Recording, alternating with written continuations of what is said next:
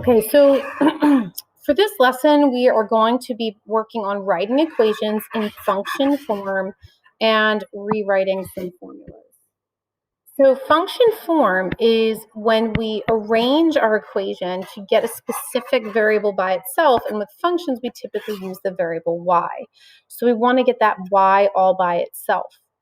An equation in x and y is written in function form when the dependent variable y is isolated on one side of the equation, and it is said that y is a function of x.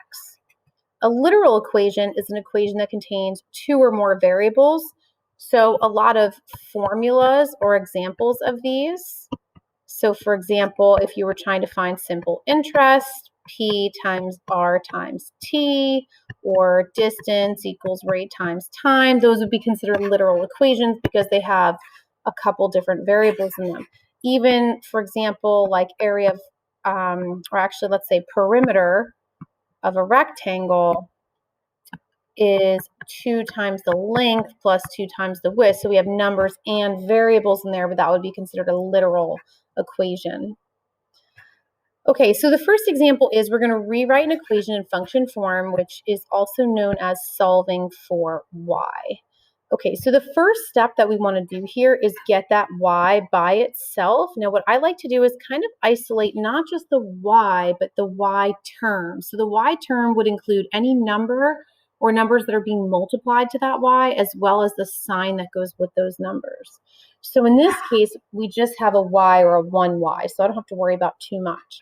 So to move anything else that's not part of the y term to the other side, you're just going to either add or subtract, and you're going to use the inverse operation that would be appropriate for the situation.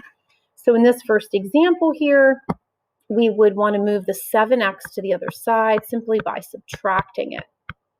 Now, the way this is different than solving a normal equation is because now on this right-hand side of the equation, we have an x and also a constant. So we have an x term, this minus 7x, and the constant. Now, what people tend to want to do initially is to subtract those and do 12 minus 7.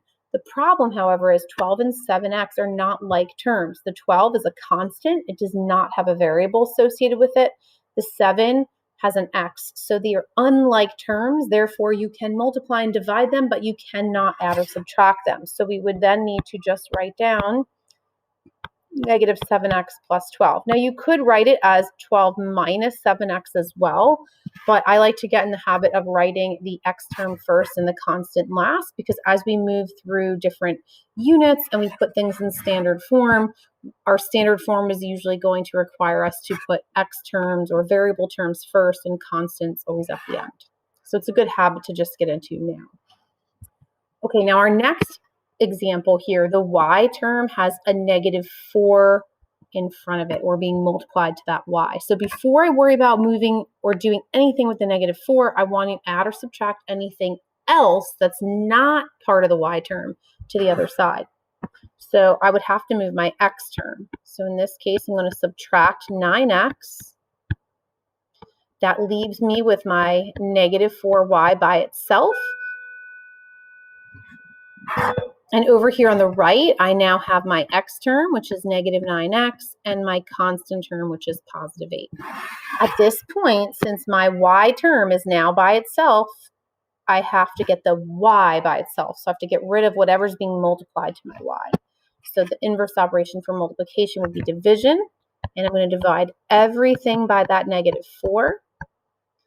And then now I'm left with 1y equals negative 9 divided by negative 4 would just become a positive 9/4. There's no reason to change that to a mixed number or a decimal. Please leave it as an improper fraction.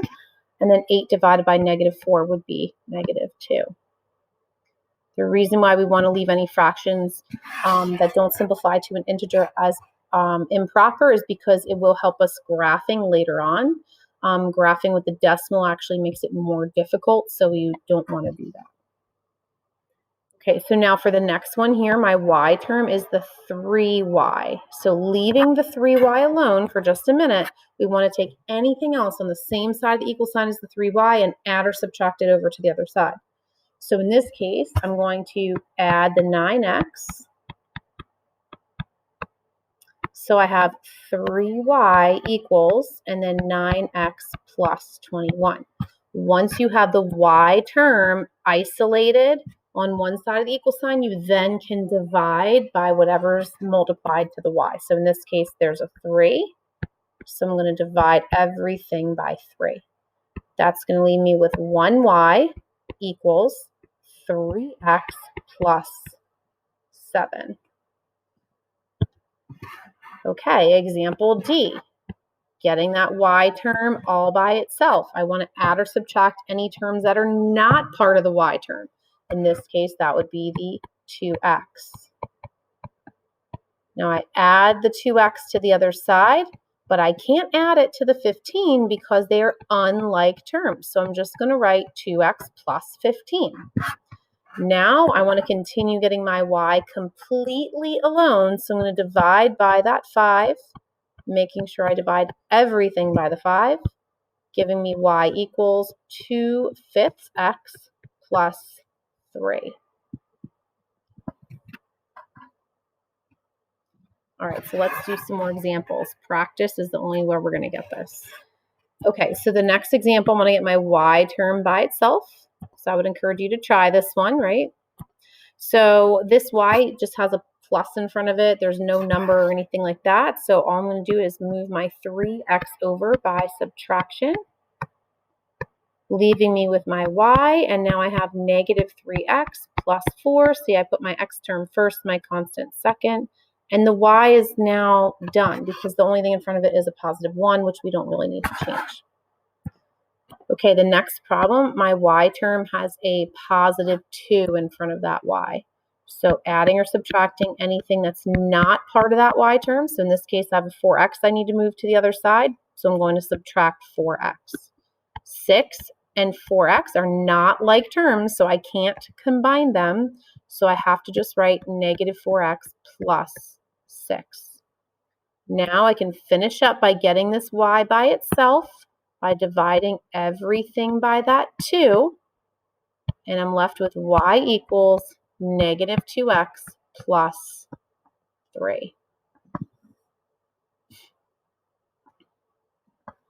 Okay, number 3.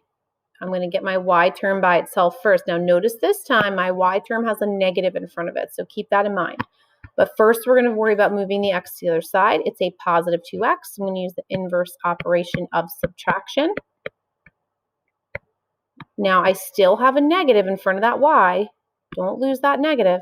Over here, 9 minus 2x, they're unlike terms. I cannot combine them, so I write negative 2x plus 9. Now this negative here is really a negative 1. So in order to get rid of this negative, I need to divide everything by that negative 1 to get my y completely alone. Negative 2 divided by negative 1 becomes a positive 2x, and 9 divided by negative 1 is negative 9. So just be careful. It's very easy for people to kind of forget about that negative in front of the y. Okay, let's take a look at the next one. So my y term this time is negative 4y. So in order to get this y here by itself, I'm going to first move over anything that's not part of the y term, which in this case would be that 8. So I still have my negative 4y, but now my 8's moved to the other side. I have 12x plus 8. Remember, you cannot add those because the 12 has an x and the 8 does not. They are unlike terms. Now, to get my y completely alone, I need to divide everything by that negative 4. That gives me y equals negative 3x minus 2.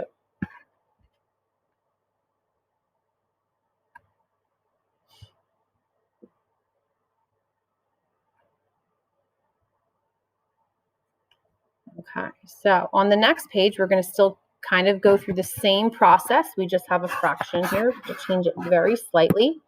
Okay, so first let's take a look at our y term. Again, I want to get that y term by itself. So anything that's not part of my y term, which in this case is the minus 7, I'm going to move to the other side using inverse operations. So now I have 1/2 y equals negative 3x plus 7. Now, at this point, it's our nature, right, to divide everything by that number that's being multiplied by y. I can divide everything by 1/2. Essentially, that's what I'm doing. But I don't want to use a calculator, so I'm just going to multiply by the reciprocal of this fraction, which is 2/1. Much easier to do that in my head without a calculator. So, of course, now, when I do that over here, I have to multiply both of these by that 2, giving me negative 6x plus 14. If you instead divided by 1/2, negative 3 divided by 1/2, if you did that on your calculator, you'd get negative 6. Or 7 divided by 1/2, you would still get 14. But trying to do it in your head is a little easier, just multiplying by that reciprocal. All right, so let's take a look here, isolating the y term. So this 2 is going to go to the other side, so I can get my y term by itself. So now I have the 1/3 y all by itself. And on the right, I have negative 3x plus 2. Okay, again, dividing everything by 1/3, but instead I'm going to multiply by the reciprocal, so I don't need a calculator. And that's going to give me y equals 3 times negative 3 is negative 9x, and 3 times 2 is 6. And that is how I solve for y. Okay, let's take a look at the next two. Now, the next two have parentheses there. So before we can start moving things over, we have to get rid of those parentheses. So the first thing that we want to do here is distribute whatever is right in front of the parentheses, just like we did last time when we were solving equations. This will give us negative 3y plus 3 equals 4x plus 8. So now let's find our y term. Make sure there's just one, because there's possibility you could have two, which you'd have to combine. But in this case, we just have that one y term on the left. So anything that's not part of that y term is going to move to the right. So in this case, I have the 6x I want to move over and the 3. Now, when you go to move over the 6x, right, I'm going to subtract that over here. Now, I can't do 8 minus 6x because the 8 does not have an x, but the 6 does. But I can combine these two because they are like terms. So 4 minus 6 would be negative 2x. Same thing applies here. When I go to subtract the 3, 8 minus 3, those are like terms, so I can combine those. And then I'm just left with my negative 3y over here on the left. Now, in order to finish getting my y by itself, I'm going to divide everything by that negative 3, leaving any fractions I have as improper. Just make sure they're simplified. So like negative 2 over negative 3, the 2 over 3 can't simplify, but the two negatives can become positive. So it's positive 2/3 x. And then 5 divided by negative 3. Again, I can't really change that fraction, but I can just make that a minus 5/3. Okay, so number 8, we're going to first distribute here this 1/2. So this is 1/2 y plus 5/2 plus 6x equals 4x. Okay, now again, you could have used reciprocal method here as well, but there's a lot of stuff going on, so I'm just going to leave it like this. Now, I want to get my y term by itself. I just have this 1/2 y here to worry about. So the 6x needs to move over to the other side, and also the 5/2. Now, when I move the 6x over, the 4x is already on the other side. Those are like terms, so I can actually subtract that and do 4x minus 6x, get negative 2x. But when I subtract my 5/2, there's no like term there to combine it with, so I'm just going to write minus 5/2. And then on the left, I have my 1/2 y. Okay, just as before, we did on the other examples, dividing by 1/2 is the same thing as multiplying by the reciprocal, which is 2 in this case. That's going to be a much easier way to go. So 2 times negative 2 is just negative 4x, and then 2 times 5/2, those 2's would cancel, and it would just be minus 5.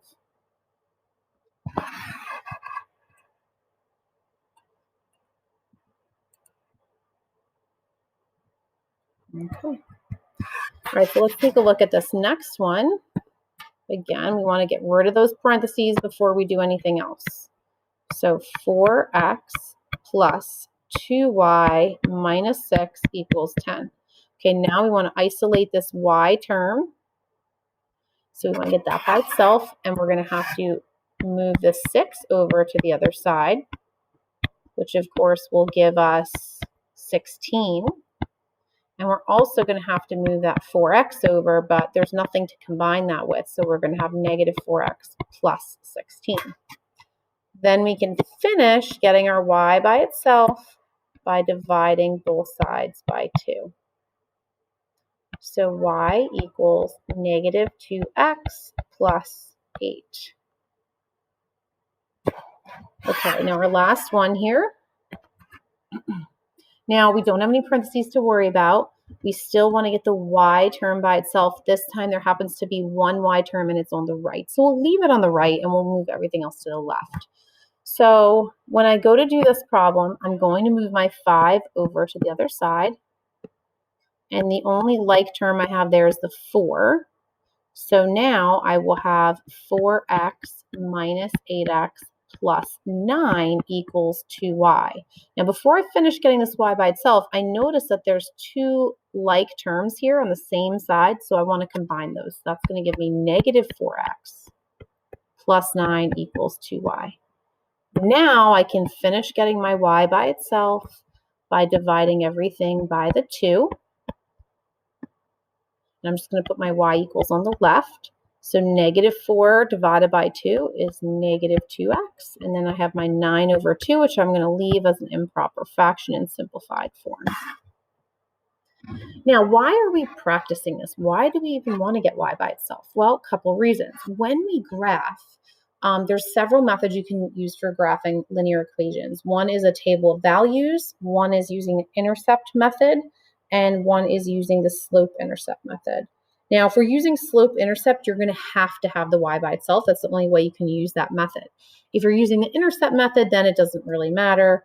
But if you're using a table of values, you'll definitely want to get the y by itself as well, because you're going to be substituting in values for x, and it's much easier to solve for y when y is by itself, especially when you're going to be doing that about 5 times. So for 2 of the 3 methods, you're going to want the y by itself. So that's why. All right, so here we go. Rewrite the equation so that y is a function of x. So that basically means that we're going to get the y by itself. After we do that, we can easily plug these different values for x into the equation and get the y's, and it's much easier to do in your head or on a calculator once you have it in this function form. So for example, this first one here, I have a negative y that I need to get by itself. So I'm going to move my 2x over by using the inverse operation of subtraction. Negative y equals negative 2x plus 4. Now I'm not done. I don't want to get negative y by itself. I'm not done until it's positive y. So I'm going to have to divide everything here by negative 1. That gives me a y equals 2x minus 4. This is my answer in function form. So now you can see it's much easier to plug these x values in and just do it in our head. So for example, 2 times negative 2 is negative 4, minus 4 gives me negative 8. 2 times negative 1 is negative 2, minus 4 is negative 6.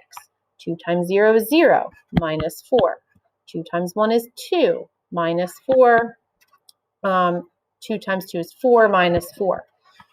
If you were trying to get all those values for y when it was in this setup, you would have to solve the equation 5 times, which would take you a lot longer and be a lot more work.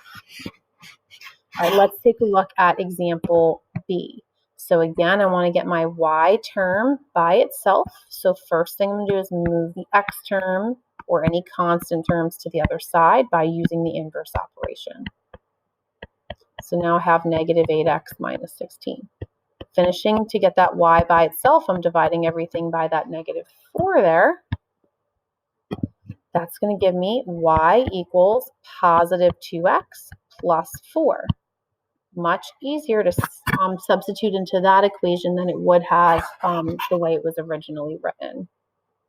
So now I'm just going to substitute these x values here in for this x, and I can easily do that in my head.